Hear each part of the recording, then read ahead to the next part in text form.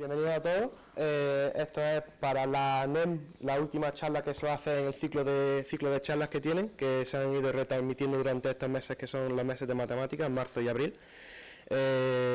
Y desde además también hemos organizado esta charla para también cerrar este cuatri, o si eso a lo mejor hacer una más, pero no va muy bien. Pero bueno, y ya está. Y queremos presentar a Nuria Rico, que va a presentar su charla de pura poesía, relacionando la estadística y la poesía. Muchísimas gracias. Estadística, pura poesía. ¿Por qué ese título? Pues bueno, la verdad, os he repartido unos folios donde vienen una serie de poesías y lo que yo he pensado hacer hoy era, a partir de esas poesías, hablar de algo de estadística. Entonces, ver esas poesías donde aparecen, donde me las he encontrado yo, y a partir de las ideas que se transmiten en la poesía, ver qué conceptos estadísticos están ligados con ellas. La idea, el orden que voy a seguir no es un orden cronológico, sino como me hayan salido a mí las poesías a lo largo de la vida, conforme las he ido encontrando y las he ido analizando. Son 8 en total, son 8 autores y autoras, y incluido uno que no es ni autor ni autora, porque es el ChatGPT, que también me hizo un día una poesía. Ese va a ser nuestro orden. Es verdad que al principio sí que me detengo un poco más, porque la primera, como fue la primera que me encontré, es la que más he analizado, sobre la que más he pensado, en la que luego me ha dado pie a hacer más cosas. Y luego el resto, pues hay algunas que se prestan a más y otras que se prestan a menos. Las tenéis todas porque no las voy a leer, solamente me voy a centrar en algunos fragmentos, pero he querido que las tuvierais porque la verdad que son todas maravillosas, menos las de ChatGPT, ¿vale? Son todas bastante bonitas y luego a vosotros os puede dar pie a pensar en otras cosas y enriquecer aún más lo que yo haya pensado, pues vosotros podéis pensar algo más y enriquecerlo. Empiezo con Carlo Alberto Salustri. Es un autor italiano que nació en el 1880 aproximadamente, ya murió en 1950, él escribía en romaní, pero se dedicaba a molestar, ¿vale? Su objetivo era ir burlándose de la burguesía. Y entonces la burguesía al final era quien leía la poesía y no les gustaba que se burlaran de ellos, y entonces lo tenían bastante en baja estima. De hecho, cuando se hacen recopilaciones de autores, de poetas que escriben en romaní, hay muy pocos, y él es uno de los pocos, y nunca lo incluyen en las recopilaciones porque le tienen bastante poco aprecio a este autor.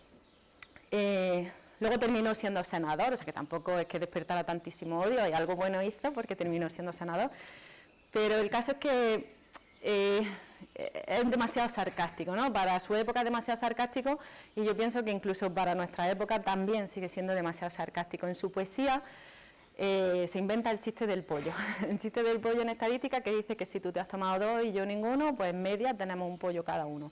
Ese chiste que nos persigue a los estadísticos durante toda nuestra carrera y durante toda nuestra vida, porque parece que hace mucha gracia, pero en realidad de gracia tienen poca, ¿no?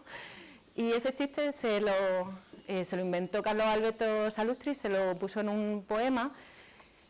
El poema habla de que la estadística es una cosa, lo tenéis ahí, lo podéis leer. Realmente no es una definición, dice la estadística es una cosa, es que ni siquiera se curra mucho la poesía, ¿no? No es como, no tiene un lenguaje muy rico, ni hace una crítica en profundidad, simplemente se burla de lo primero que se le ocurre, que es el chiste del pollo, que es lo que se le ocurrió. Lo peor de esta poesía no es que exista, que ya es malo. Lo peor de esta poesía es que yo, ¿dónde me la encontré? Yo me la encontré en un libro de secundaria, de segundo de la ESO, para ilustrar el tema de estadística de probabilidad. Empieza el tema de estadística de probabilidad, que es el último del libro, aparece una foto de un pollo asado y aparece la poesía de Salustri, hablando de que, bueno, aparte en un lenguaje bastante antiguo, porque él era antiguo, ¿no? Pues ya hace ya tiempo que falleció, pero además con un tono súper burlesco que no viene como a ayudar mucho a introducir un tema de estadística en matemáticas. Cuando me encontré eso, lo primero es que me indigné mucho, y luego lo segundo es que me fijé bastante más en ese libro, y entonces empecé a ver que no solo estaba esa poesía, sino que había más cosas que en ese libro se podrían mejorar. Y entonces empecé a interesarme por la alfabetización en estadística, la formación de las personas, bueno, en este caso de los estudiantes de secundaria, su formación en estadística y en probabilidad. Y entonces empecé a tirar de hilo sobre la alfabetización estadística y qué cosas comportan esa alfabetización. Lo primero que te encuentras es que, aunque es una de las competencias claves para la ciudadanía del siglo en el que estamos, la estadística sigue siendo un tema bastante olvidado. Se estudia al final de los libros, muchas veces en el temario no se da, no se llega al tema, si se da rápido y mal, no se profundiza. Y lo que provoca eso es una deficiencia en el razonamiento crítico al final de los estudiantes. Cuando los estudiantes terminan su formación y no han aprendido bien estadística, lo que les falta es su razonamiento crítico. ¿Qué es lo que tiene que tener una buena formación estadística? Bueno, tiene que abarcar las competencias básicas de la ciudadanía del siglo XXI, tiene que abarcar también el razonamiento crítico, pero además tiene que tener en cuenta, al final de tirar de mucho hilo, la conclusión es que tiene que tener en cuenta 3 factores que están impidiendo que realmente se dé esa alfabetización estadística. Ya no es solo porque haya una poesía al principio de un libro, bueno, pues puede haber una poesía y ya está, sino que hay 3 puntos clave que tenemos que tener en cuenta a la hora de formarnos en estadística.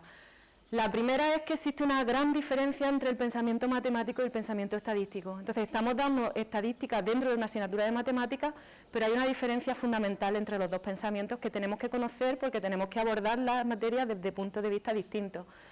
Luego es que existen heurísticas, intuiciones erróneas y lo último es que tenemos que evitar una serie de errores sistemáticos que se ha descubierto que en los libros de texto aparecen. En todas las editoriales, en todas las ediciones aparecen errores sistemáticos. Os cuento con un poco más de detalle.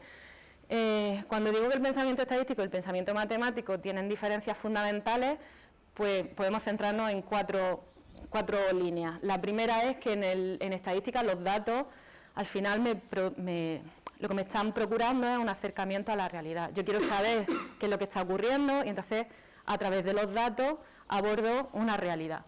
Sin embargo, en matemáticas, cuando se tienen datos absolutos. Son los datos que hay y nadie dice en un problema, por ejemplo, de un área, nadie dice el perímetro de la figura es 5 centímetros más menos nada, es que no hay más menos nada, ¿no? Los datos son datos absolutos y cuando se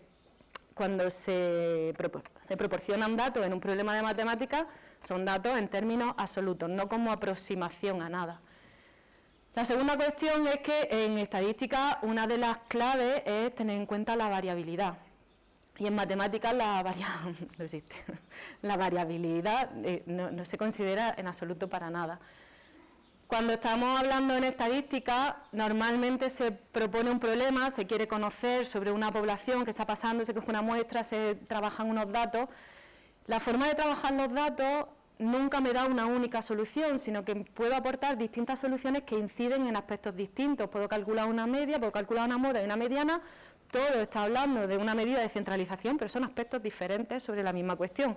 Eso no pasa en matemáticas la solución es una, única y no hay más, es la que es. Y luego, por último, en estadística hay una cuestión y es que la precisión con la que tú llegas a tu resultado final depende de todas las fases del estudio, depende de cómo seleccionaste la muestra, de cómo trataste la información, de si depuraste la información de una manera o de otra, con más precisión o con menos. Absolutamente todas las fases que te llevan a una solución en estadística repercuten luego en que esa solución tenga más o menos error. Sin embargo, en matemáticas la precisión se da en absolutamente todos los puntos que te están llevando a la solución. Todas las fases que te llevan a la solución tienen un error cero, digamos, no hay ahí ningún tipo de error. Eso en cuanto al pensamiento estadístico frente al matemático. Luego, además, tenemos que tener en cuenta que en estadística es muy habitual tener ideas preconcebidas y tener intuiciones que son erróneas. Las intuiciones que son erróneas no es porque nos las hayan enseñado mal, ni porque seamos tontos, ni mucho menos. En realidad las intuiciones erróneas las tenemos todos y se deben a que nuestro cerebro funciona como a 2 velocidades. Está nuestro sistema rápido, vamos a llamarle, el sistema rápido es el que te hace tomar decisiones de forma intuitiva, o se te va a caer algo y tienes un acto reflejo y lo coges, y básicamente aseguran nuestra supervivencia. Y ese sistema rápido lo que hace es que adaptemos, cojamos como caminos, como atajos, y siempre utilicemos los mismos para salir del mismo tipo de situaciones. Entonces nos llevan a que hay veces que el camino que hemos elegido no se adapta bien a la situación que queremos resolver y por eso la intuición que tenemos es errónea. Un ejemplo clásico que aparece en un montón de textos, que dice que, bueno, que tenemos un hospital, trabajan diariamente 70 enfermeras, 30 médicas. Entramos en el hospital y nos encontramos en el ascensor a una mujer pues como yo de mediana edad, tiene un pantalón verde de estos de pijama de hospital, tiene una bata blanca, tiene unos bolígrafos en el bolsillo de la bata, va un poco acelerada con unas carpetas, está ocupada, se le ve como con cansancio y la pregunta es ¿qué es más probable, que sea una médica o que sea una enfermera? Si leemos el problema, igual lo habéis leído antes de que yo lo contara, normalmente la gente pues dice pues mitad, ¿no? Mitad no, porque no hemos saltado la segunda línea que dice que hay 70 enfermeras y 30 médicas, entonces es más probable que sea una enfermera, porque es que hay más enfermeras, ¿no?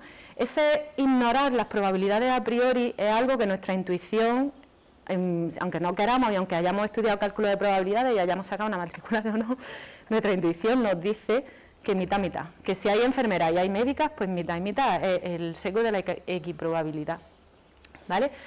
Eso en matemáticas no pasa, ¿vale? En matemáticas cuando normalmente uno intuye una solución aproximada, suele, si está mal es porque ha errado en algún razonamiento, pero no existe esa intuición para resolver problemas con un atajo mental y que al final no sea lo que tú pensabas. Ahí hay otro ejemplo sobre heurísticas y sesgos. Si lanzamos una moneda equilibrada 10 veces seguidas, ¿cuál de estas dos secuencias es más probable? Y entonces tenemos el caso A, donde sale cara, todas caras, ¿vale? Las 10 veces que lanzo la moneda me ha salido cara, y la segunda vez, el caso B, pues tengo ahí cara, cruz, cara, cruz, hay un poco de todo, ¿no? Y la pregunta que nos dicen es, ¿cuál de estas dos secuencias es más probable? Entonces, lo normal... Ahora porque ya sabéis que voy a pillaros, ya lo habéis pensado, despacio. Pero si uno lo piensa deprisa, si uno ve el problema en algún sitio y no lo trabaja despacio, con una calculadora, un bolígrafo y se para mucho, uno piensa que es más probable el caso B. Porque en el caso B hay caras y hay cruces y en el caso A solo hay caras. Entonces para ti un ejemplo donde solo hay caras, sabes que es muy poco probable, y un ejemplo donde hay caras y cruces, sabes que tiene más probabilidad. Lo que no te para a pensar, lo que quizás tu intuición ha cegado y no te ha dejado ver, es que la secuencia es primero cara, luego cruz, y esa secuencia en concreto, exactamente esa, tiene la misma probabilidad que la de arriba, ¿vale? Entonces, si esto lo hacéis luego, así como el que no quiere la cosa, con vuestros amigos, le decís, a ver, ¿cuál es más probable? Es que, o sea, el 90% os va a decir, es más probable que salga lo de abajo a que salga lo de arriba. Incluso cuando haces esto con gente que está entrenada o se lo estás explicando y le dices, mira, es que es igual de probable porque es una secuencia en concreto. Entonces, una secuencia en concreto, esta y esta tienen todas la misma probabilidad. Te dicen, sí, lo entiendo, ¿no? Y ahora dices, entonces, ¿por cuál de las dos apostaría? Y te dicen, por la de abajo. O sea que llega un punto en que tu intuición, aunque tú racionalmente comprendas que tienen igual probabilidad, tu intuición sigue diciéndote que no, que hay algo ahí que no. Eso en matemáticas no pasa, eso pasa en estadística. Y como tercer elemento teníamos los errores sistemáticos que tenemos que evitar. Los errores sistemáticos aparecen en los libros de texto durante todos los cursos que se explica la estadística de la probabilidad, y hay muchos, de muchos tipos, de muchos colores. Yo aquí he puesto uno que es el que a mí me parece como más llamativo, y es cuando en un libro de texto te dicen, representa con un diagrama de barra estos datos, y entonces dicen, pues he puesto libros de poesía por ambientar en la poesía, ¿vale? Libros de poesía, Ana tiene 5, Belén tiene 10, Carlos tiene 3, Daniel tiene 8, Ernesto y Fátima 4. En un diagrama de barras, tú te lo llevas allí y dices, pues Ana tiene 4, o sea 5, pues levanto una barra con base en Ana y con altura 5, ¿no? No se hace así, es un error eso. Cuando uno hace un diagrama de barra, lo que representa es la frecuencia, ¿vale? ¿Qué frecuencia hay ahí? 1. ¿Cuántas Anas tengo? Tengo una Ana. ¿Cuántas personas tienen 5 libros? Una persona. Lo que no tiene sentido es que cojamos 1, 2, 3, 4, 5, 6 datos y queramos hacer un diagrama de barra para 6 datos. Eso es lo que no tiene sentido en absoluto.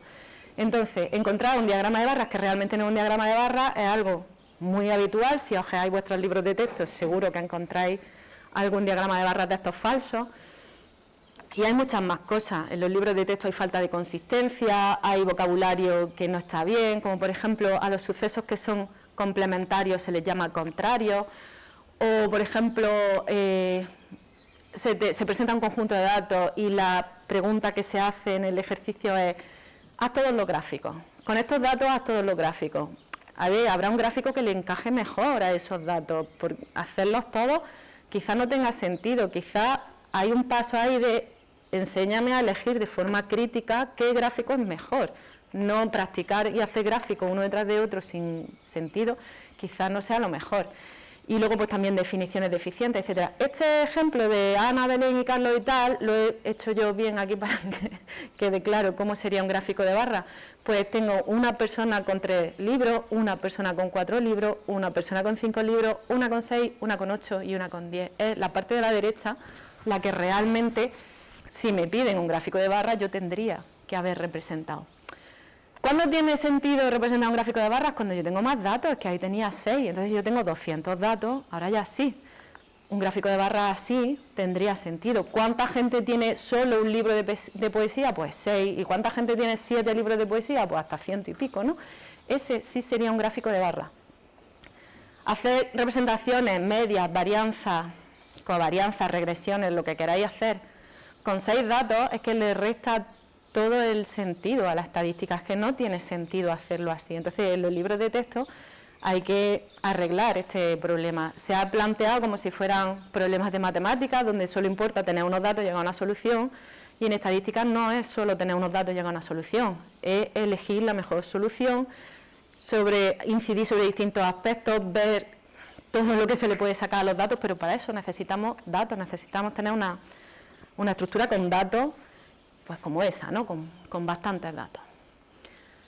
Bueno, ¿qué pasó con Salustri Pues que cuando yo me lo encontré, lo primero que se me ocurrió es contestarle, pues yo pensaba que estaba vivo, y entonces le contesté con otra poesía, en sus términos, ¿no? Si él era burlón, pues yo más. Y entonces yo lo que le decía era como, bueno, te has colado, Salustri, no tenías que haber hecho eso, porque ahora tenemos un chiste del pollo para toda nuestra vida y esto hay que quitárselo ya, ¿no? Esto ya es un lastre que tenemos que quitarnos.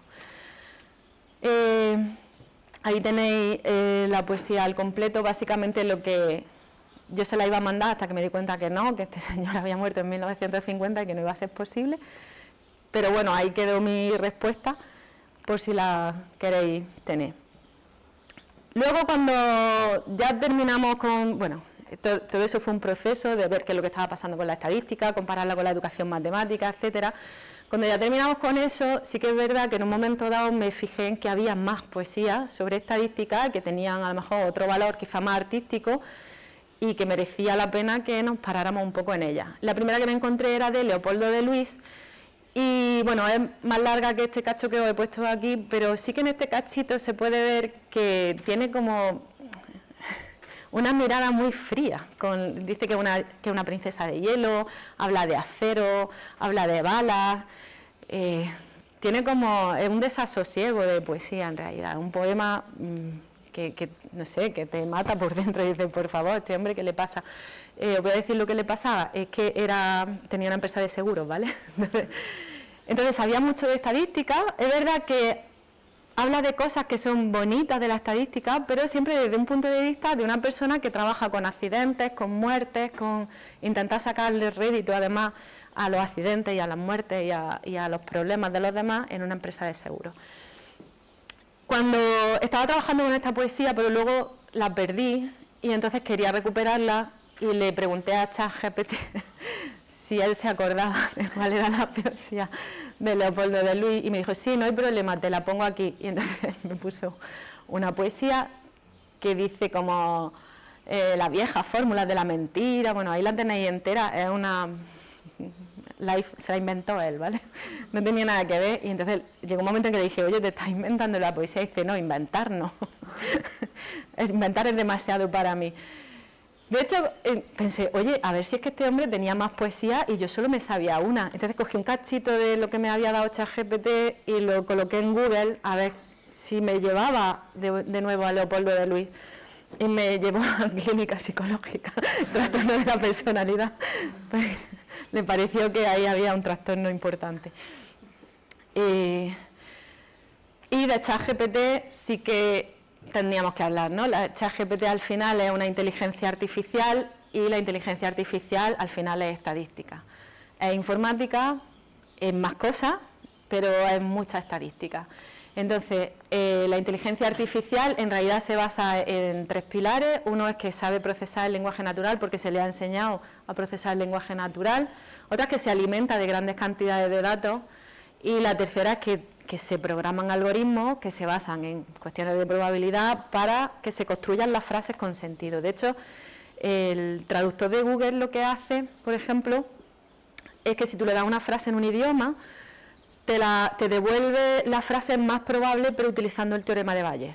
Es como si esta fuera la frase original, ¿cuál sería la probabilidad de que la traducción fuera la que tú me has dado? Y luego lo multiplica por la probabilidad de que esa frase en realidad exista en el idioma que te está dando. Entonces es muy poco probable que te dé frases absurdas, porque viene multiplicado por la probabilidad de que esa frase exista, pero no tienen por qué responder a la realidad. Un poco lo que le pasa a la inteligencia artificial esta, y es que las frases están bien construidas, es probable que esas frases tengan sentido porque las encuentra con mucha frecuencia, con mucha probabilidad, pero que reflejen la realidad ya es otra historia diferente. Entonces, si tú lo que quieres es que ChatGPT te ayude a reflejar algo real, tienes que de alguna manera decirle que tiene que ser real, que no puede ser algo que él se invente. De hecho, yo le dije, oye, me estás mintiendo, y dice, sí, perdona otra vez, que me había pedido perdón un montón de veces porque yo decía, oye, que esto no es así, y él, no, sí, perdona. Y ella me dice, no, he cometido un error.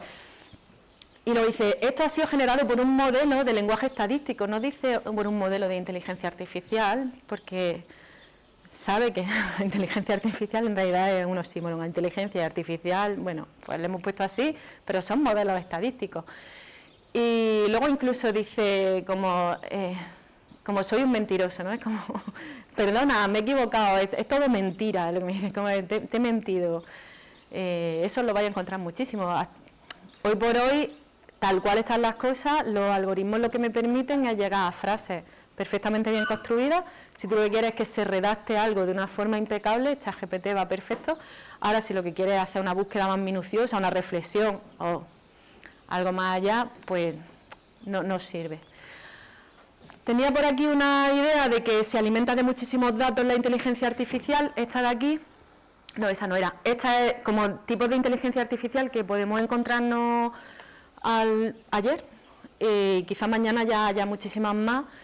Y hay un sitio que dice, hay una inteligencia artificial para eso que tú quieres. Entonces le explicas el problema y una inteligencia artificial te recomienda qué inteligencia artificial es la que necesitas para resolver tu problema. Hay inteligencias artificiales que lo que hacen es que te revisan la gramática, el texto que tú le das te lo reescribe para que tenga un estilo más formal o para que tenga un estilo más informal. Te parafrasea, te resumen. Hay inteligencias artificiales que la de arriba es C-Space, lo que hace es que tú le das un artículo y te hace un resumen con las ideas principales. O sea que ya hay como para todo y al final todo basado en estadísticas. El pilar de todo eso es modelos estadísticos. Esta era la de la cantidad de datos. No he encontrado una infografía que sea más reciente, pero si ya en 2021 había esos millones de datos en cada minuto, pues hoy en mitad de 2023 nos podemos imaginar que incluso han podido duplicar perfectamente la cantidad de datos. Esos datos no solo que se estén generando y estén ahí en la nube pululando, es que todo eso es alimento para la inteligencia artificial. Entonces todo se utiliza para alimentar las bases de datos que luego nos van a permitir, bueno, pues eso, que me haga un resumen o que me haga una poesía con trastorno obsesivo compulsivo o cualquier cosa de esta. ¿Qué pasa con los sesgos que tenemos? Bueno, quería poner esto porque una es una foto de un salmón remontando un río. Está perfecta, yo le he dicho salmón remontando un río y me ha dicho un salmón remontando un río, textualmente. Y luego está el típico problema aquel, ese no lo hice, bueno, no lo he hecho yo ninguna de las dos cosas. Hubo un señor que le hizo el típico problema de cuando yo era pequeño, mi hermano tenía la mitad de años que yo, y ahora que soy grande, ¿cuántos años tiene mi hermano? Para que conteste pues la mitad. Y no contesta la mitad, pero sí que se lía ahí lo más grande, porque la idea del sesgo que está cometiendo la inteligencia artificial es que por muchos datos que yo le dé, hay algo que no le estoy dando, y es la capacidad de razonar. Eso no está. Está la probabilidad de que esa frase sea correcta, perfecto, pero la capacidad de razonar, por ahora, no la tenemos, eso no está implementado. La siguiente poesía que tenemos por aquí es de Carlos Marzal, y si la leéis entera o a cachos da igual, no tiene nada que ver con la estadística así de primera, ¿no? No habla de varianza, ni de media, ni nada así. Pero sí que es verdad que cuando yo la leí me pareció como que conectaba bastante bien con algo que es muy de estadística, que son los pilares de la estadística, que es el teorema central del límite y la ley de los grandes números. Y me voy a decir, ¿eso por qué? Bueno, pues aquí lo que dice es como, o a mí la sensación que me da, porque es verdad que un poeta escribe una cosa y luego cada uno lo lee, tiene su mirada particular y lo lee de una manera diferente. Pero a mí la sensación que me da de Carlos Marzal aquí, que lo que dice es como, cada hombre forma parte de una legión, o sea, estamos dentro de una masa, y como masa nos puedes conocer, pero particularmente a mí no me estás conociendo como parte de una masa de gente. Entonces yo aquí lo que veía era como los resultados que tenemos en estadística que funcionan para grandes cantidades de datos, pero luego no se puede revertir. Luego lo que yo encuentro en grandes cantidades de datos no le está pasando a cada uno de los individuos por separado, ¿no? Esa es la lectura que yo hacía del poema de Carlos Marzal. La ley de los grandes números, que lo que dice es que la media al final tiende a ser, la media de la muestra tiende a parecerse a la media de la población, es un poco eso, ¿no? Cuando vamos todos juntos, el comportamiento en grandes masas no es el mismo que el comportamiento individual. Y lo he puesto en inglés, el teorema central del límite, para que no se me olvidara decir que no se llama teorema central del límite, que se llama teorema del límite central, que no es lo mismo, parece igual, pero no es lo mismo. ¿Por qué no es el teorema central del límite? Porque no es que el centro esté en un límite, sino es el límite del centro. Bueno, hay en inglés, y así nos aclaramos todo, que lo que dice es que cuando yo sumo muchas variables, son todas iguales y sumo muchísimas, pues me da igual cómo eran en origen, al final lo que tengo es que la suma tiende a ser normal. Y eso es un resultado que es espectacular, o sea, que la suma de una cantidad grande de variables que son todas idénticamente distribuidas y que son independientes, al final yo pueda decir que su distribución de probabilidad es normal, es una cosa como que sustenta muchísimas de las técnicas estadísticas que hoy en día permiten análisis muchísimo más profundos, y que creo que en esas líneas de Carlos Marzal como que se puede establecer un pequeño paralelismo, ¿no? Él dice como la gran masa ahí está, la puedes conocer perfecta, pero oye, yo soy yo y de mí no sabes absolutamente nada. Pues esa es mi idea, ¿no? Al final la masa es normal, pero cada variable podría ser como, no sé, de otra manera completamente distinta. Y luego, a partir de la ley de los grandes números, quería hablar de la ley de los pequeños números, que no existe, ¿vale? No os la creáis, es mentira, se llama así, pero es como como lo del medio pollo, ¿vale? Es un chiste, no, o sea, la ley de los pequeños números, que dice que cualquier muestra que yo coja, aunque sea pequeñita, se va a comportar exactamente igual que la población. Y eso es justo lo que veníamos diciendo, que eso no pasa, eso es lo que decía Carlos Marzal. Tú puedes conocer a la población, somos una legión y nos conoces, pero a mí, de mí no tienes ni idea y ya estás completamente equivocado, ¿no? Entonces, la ley de los pequeños números realmente vuelve a ser otro sesgo que tenemos incorporado y que pensamos que, aunque no lo pensemos conscientemente, pero lo tenemos incorporado, y de vez en cuando pues nos sale a aplicarlo en sitios donde, bueno, pues nos choca. Cuando vemos la realidad y lo confrontamos con esa pequeña idea que tenemos de la ley de los pequeños números, nos produce un poco de sorpresa. Un ejemplo, esto es un estudio de verdad, resulta que se seleccionan los municipios donde el cáncer de no sé qué, de renal, ¿no?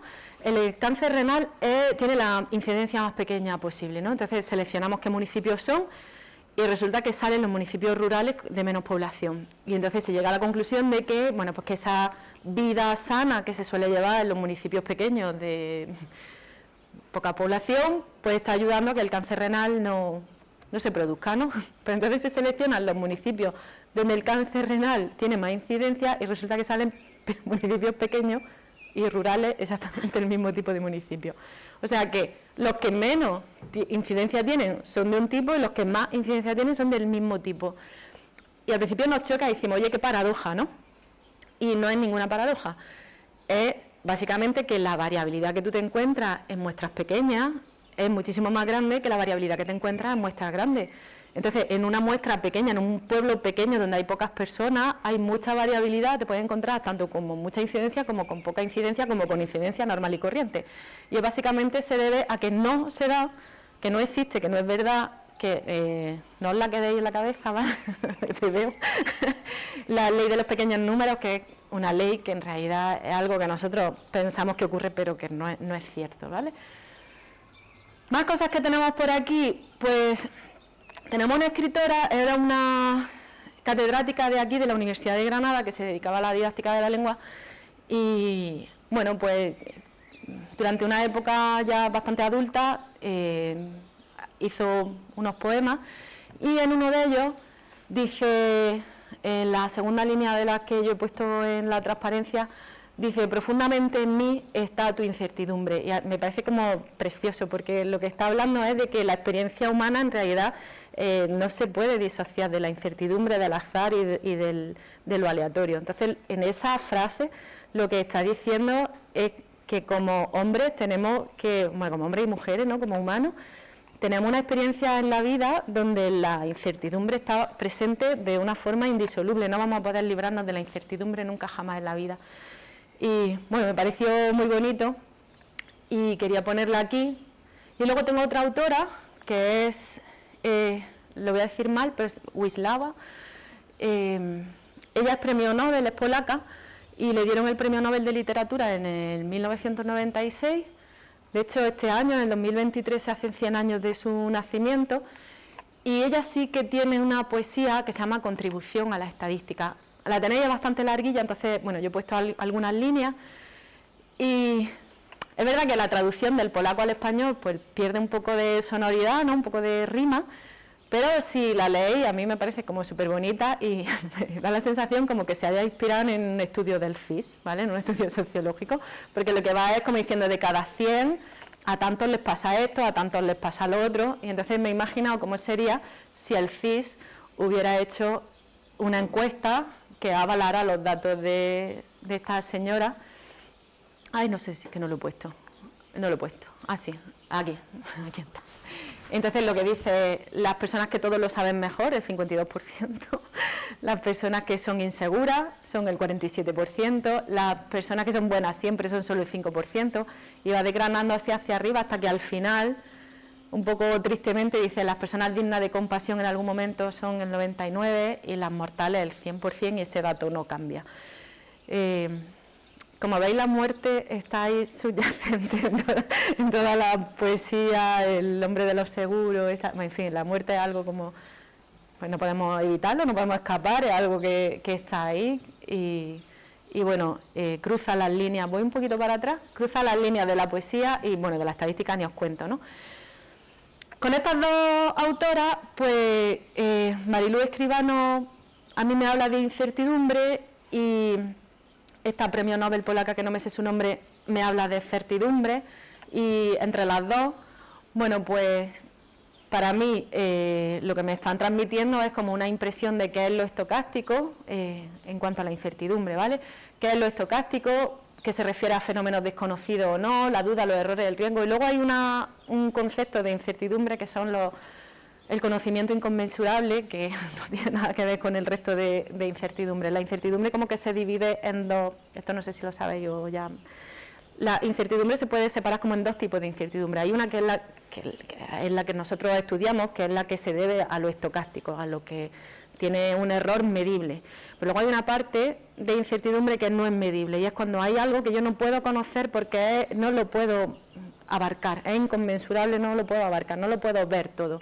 Entonces, esa incertidumbre es la que ya se escapa incluso a la estadística. O sea, que tenemos los mortales, luego los que sabemos que existe la incertidumbre, la estudiamos, y luego los que todos debajo de un paraguas más grande, donde hay una incertidumbre muchísimo más grande que no vamos jamás en la vida a poder abarcar, ¿vale? Y luego sobre certidumbre, pues lo que venía diciendo de que parece una encuesta del CIS, lo que ha hecho la mujer esta, la premio Nobel. Y bueno, pues quería hablar un poco de, al final, las certidumbres nos vienen porque hay organismos que se han dado cuenta de que tener certidumbre nos ayuda en nuestro día a día a establecer políticas, a tomar decisiones y a seguir con nuestra vida, digamos. Y bueno, pues las estadísticas públicas rompen una lanza a favor de la estadística pública, ¿no? Que es una labor que muchas veces no está reconocida, no se ve, pero que es fundamental para que la rueda siga su curso. Esta era la encuesta del CIS. Y creo que ya es nuestro último autor, que es Mario Benedetti, que él es, yo creo que de los autores que hemos puesto es el más famoso, yo creo que todo el mundo medio lo conoce, ¿no? Y él tiene un poema, de hecho tiene 4, que se llaman Preguntas al azar. Y en el cuarto lo que lanza son preguntas al azar, pero además no es que haga preguntas aleatorias, sino que le pregunta al azar. Y le pregunta, oye, ¿cuánto tiempo me queda? Dice, ¿cuántos septiembre me quedan? Pues cuando lo hizo le quedaban 23, ¿vale? Cuando hizo ese poema le quedaban 23 septiembre, él se pregunta si 7 o 10 o 15, 23, Mario. Y me recordó cuando leí ese poema a las predicciones y a este autor, Abraham de Moab, que se predijo su fecha de su propia muerte. Él vio que cada día estaba durmiendo 15 minutos más y entonces hizo un modelo para predecir qué día iba a morir y murió ese día. Mito o realidad no lo sé, no lo sabe nadie. Ahí está la historia, es una leyenda urbana, puede ser que sea una exageración, puede ser que alguien trastocara algo para que coincidiera, pero lo cierto es que se ha quedado como leyenda que este hombre utilizó un modelo probabilístico para saber qué día moriría y que realmente murió ese día. Tuvo una enfermedad penosísima, es verdad que le costaba muchísimo levantarse de la cama y que cada vez dormía más. Lo bueno que tiene este autor es que 100 años antes de que Laplace establezca cómo se calculan las probabilidades, él ya calculaba probabilidades, utilizaba la binomial, utilizaba la normal y propone el teorema central del límite, que no se llama teorema central del límite, sino teorema del límite central. Y una de las cosas que a mí más me gustan es cuando propone cómo se puede pasar de una distribución binomial a una normal. Él se da cuenta que la forma que tienen las funciones de probabilidad se parece muchísimo, pero que necesitamos una n muy grande y una p que no me obligue a que la distribución de probabilidad tenga una gran asimetría. O sea, una p que no sea ni muy grande ni muy pequeña. La probabilidad de éxito que sea, bueno, pues una cosa ni muy grande ni muy pequeña, ya lo he dicho. Y lo que hace es que propone cómo se puede pasar de la distribución binomial a la distribución normal.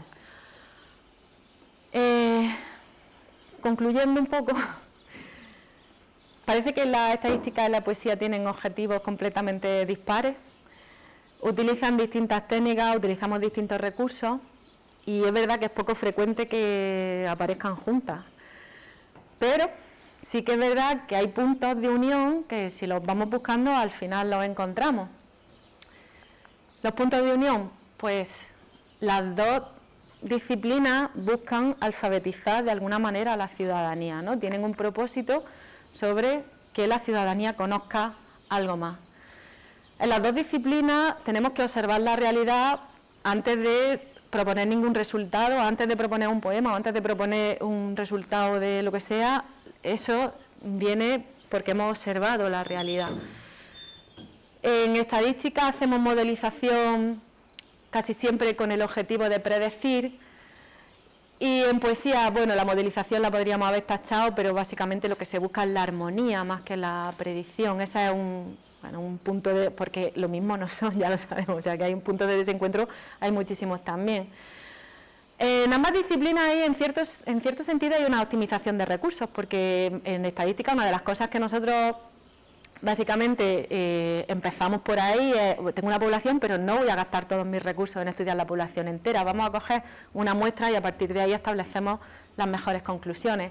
Entonces esa optimización de recursos que en estadística se da en poesía también, porque luego en poesía tienes que optimizar las palabras para que sean palabras que riman, para que sean palabras que tienen el número de sílabas que tú buscas, para que estén las sílabas tónicas justo donde tú quieres que hagan la sílaba tónica, o sea que ahí la optimización de recursos también es algo que es común. El uso del lenguaje sí que es verdad que en poesía el uso del lenguaje es fundamental, ¿no? Pero es que en estadística también, porque si tú en estadística, por muchos resultados a los que llegues, si no lo sabes comunicar, ¿no? Al final no sirve para nada. Entonces comunicar tus resultados en ambas disciplinas es importante. Y luego en estadística el control del sesgo, el control de lo aleatorio, ¿no? Ese control de la dispersión, eso no es en común, no es tan común con la poesía. Pues la poesía tiene algo que no tiene la estadística y es que es más fácil para ella transmitir emociones que con una gráfica o con unos datos. Y yo creo que con esto, a ver, no puedo pasar, no sé qué pasa. Bueno, y con esto termino porque no puedo pasar la diapositiva. No puedo pasar, no sé por qué. Creo que ponía fin. Y ya está, muchas gracias, Muchísimas gracias a todos. Y si alguien tiene alguna duda ahora, también es el momento de preguntar. Sí, voy a ver si pasa, porque igual... Ah, sí, perdón. Bueno, Tenía una pequeña cita ya ahí al final, porque resulta que encontré uno que era poeta y estadístico, las dos cosas. No era un poeta que le gustaba la estadística, ni un estadístico que le gustaba la poesía, es que eran las dos cosas. Y, bueno, no tiene ninguna poesía sobre estadística, pero sí que tiene una cita donde dice que al final lo que estamos haciendo es buscar lo desconocido en ambas disciplinas. Esa era mi última diapositiva. Pero voy a aplaudir otra vez. ¡Bien! Ahora sí que sí, ya venga. al final pues ya podéis preguntar cualquier duda o... Es que no sé yo qué dudas va a suscitar esta... ¿Dudas de qué? Bueno, pues muchas gracias por venir, muchas gracias a vosotros también por venir, los que estáis en el directo pues también. ¿Tenéis alguna cosa? Nosotros hemos estudiado en teoría de la probabilidad, pero yo en mi cabeza, Moivre y Laplace eran colegas que habían hecho el teorema juntos, ¿sabes? Pero no, Moivre murió hace 100 años antes que Laplace. ¿Sabes? 100 años antes, sí. Curioso. De modo lo que hacía era que se escribía con Newton. Y Newton, de hecho, le decía a alguna gente, le decía, pregúntale a Abraham que él sabe más que yo. O sea, que como que Newton le tenía en una alta estima, pero el pobre vivió una vida como muy... no se ganó bien la vida, daba solo clases particulares, tuvo una enfermedad, no pudo afrontarla, vivía bastante en la miseria. Sí. Newton no, Newton era más... Pues gracias.